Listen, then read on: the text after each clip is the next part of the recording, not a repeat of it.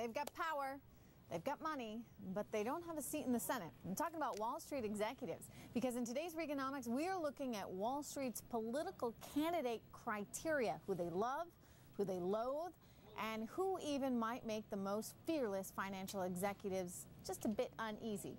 Joining me right now is David Sirota, author of Back to Our Future and co-host of The Rundown with Sirota and Brown, as well as Bloomberg's Hans Nichols, also with me from D.C. So good to see both of you guys. David, I'm starting here with you. Let's go through the list here. Who is it that Wall Street, for politicians, really fears the most? Well, what they don't want are independent experts, people who have expertise about the financial system and the economy as a whole that is independent of their political influence, that is Wall Street's political influence. So in the Senate races, the person who fits that bill almost to a T is Elizabeth Warren, who was the Harvard economics researcher, the person who headed the Congressional Oversight Panel about the TARP bailout.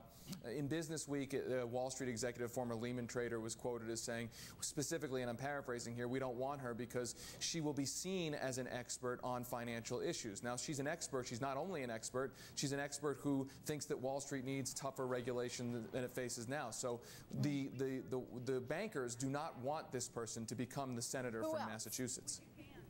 Heidi Heitkamp in North Dakota, I would say. She's got independent expertise as a former attorney general. She's taken a tough set of stands on Wall Street regulation. And then in Ohio, you've got Sherrod Brown, who is a longtime politician, who is a very, very liberal, progressive member of Congress, who is, again, comes from a huge state, a very politically important state, who, again, has taken a stance that tougher Wall Street regulation, not less Wall Street regulation, is needed. Well, what makes any of these people all that qualified?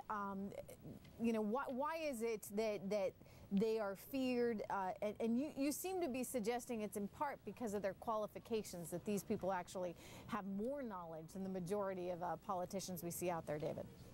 Yeah, well, I would say specifically when you're talking about Elizabeth Warren and someone like Heidi Heitkamp, who was an attorney general, these people do have independent expertise. They've spent years and years, really their careers, looking at the various complicated issues that are involved in banking, that are involved in the financial world. And so they come to Washington potentially in a situation where, on a complex set of issues, they don't necessarily have to take the talking points, the lobbyist orders, because they have an independent situation where they can verify whether what they're being told is true or not. Okay, Hans Nichols joining us here from D.C. Hans, your thoughts on this and Elizabeth Warren and her expertise, if you would.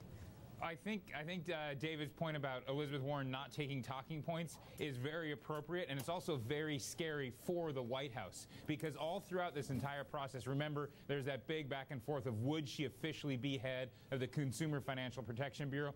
You didn't hear a lot of love from the president's senior advisors talking about Elizabeth Warren. So yes, Elizabeth Warren, if she wins, and it looks like it's heading in that direction, she will be a thorn in the side of this of the banking community of Wall Street. She'll also be a bit of a nuisance, I would suspect, to the White House that wants to have a little more free reign as they write these final regulations on Dodd-Frank. So it's not exactly going to be helpful to them to have her on the left always questioning what they're doing on the inside. She may not be making many friends, no matter which way you slice it.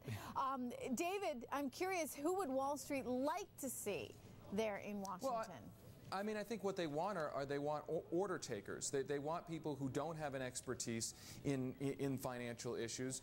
Financial issues are complicated. They're esoteric. You know what? I got to disagree with you there, David, as someone who covers Wall Street. I don't think they want order takers. I think they want people who thoroughly, totally, 100% understand what's going on, and that's very difficult to find in Washington. I think we can both agree on that.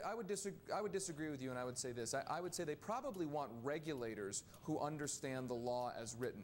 But when it comes to law making, having worked in Washington for a long time before I moved out here to Denver, I can tell you that what lobbyists in general, so this is not just specific to bankers, but what lobbyists in general want are lawmakers who are going to articulate exactly what those lobbyists want and not ask questions. Yeah, I mean, I would just say that I think people on Wall Street actually would like to see some lawmakers in Washington that really understand just exactly how the economy and financial institutions work, and that they would welcome that. We are going to leave it there. We are out of time. Thank you so much here for joining us, David Sirota.